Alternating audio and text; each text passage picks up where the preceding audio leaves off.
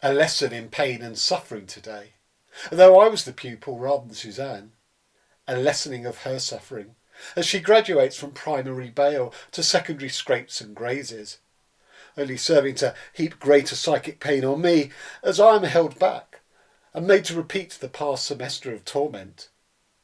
Prior to the current passing out ceremony, whenever she harmed herself, the anguish she felt was raw, unadulterated, untreatable, and incidentally, my fault of causation, whatever the external reality. The pain siren was howling, and depth charging the slight friction of blame. I would crank myself up into hysterical emotional overload.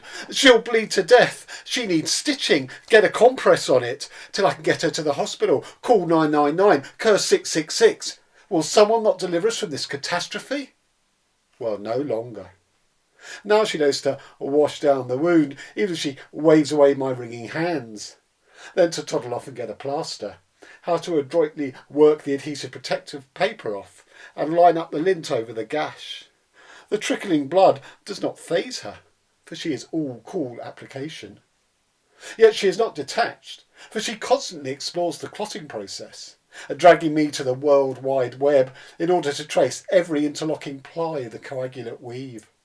And through her own forays also, unpicking the scab, back through the clot, past platelets and fibrin, seemingly unsatisfied until she has located the enzymic source of her red Nile. And thereby I am plucked into redundancy.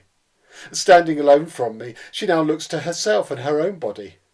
My hysteria is cut off, set adrift. There is no place for it to go, to drape itself, to lavish itself like a cataract of engulfing love. I tap myself back down. Hysterectomy of my emotions. My door to the locum gynaecologist. Only the surgery is possibly botched. In hope, I'll lash myself to the mast of despair. What if she's punctured too many epidermal layers? That the laceration's too deep, or gouged through too many inconvenient nooks and crannies to be smoothly resurfaced by the clot's chain gang of conscripted fibres?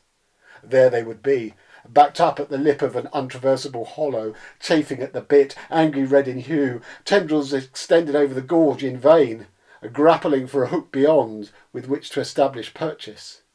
But where they are met with nothing, holding back the press of their brethren with a flabelliform sweep of their outstretched filaments, one plucky member suspends himself a line in an attempt to span the breach. But he just hangs pendulously, beyond redemption, and the lariat is severed, consigning him to the void. His fellows froth and writhe in their stranded sterility. Still the lurching impress from behind. Will no one give the signal? They knot and grind in their constriction. It's getting ugly. Would then their fluffy pink French polishers sign off the work and just stretch an ill-fitting flap of strangulated skin to cicatrise, and thereby only italicise the blemish? For there are those scars that fade quickly, and those that mark for life, brought about by her involuntary clumsiness and unimagined consequence, and my voluntary inconsequence and all too imaginable ineptitude. My poor baby. No more of doctors and nurses, and now we can converse about cosmetics and covering up.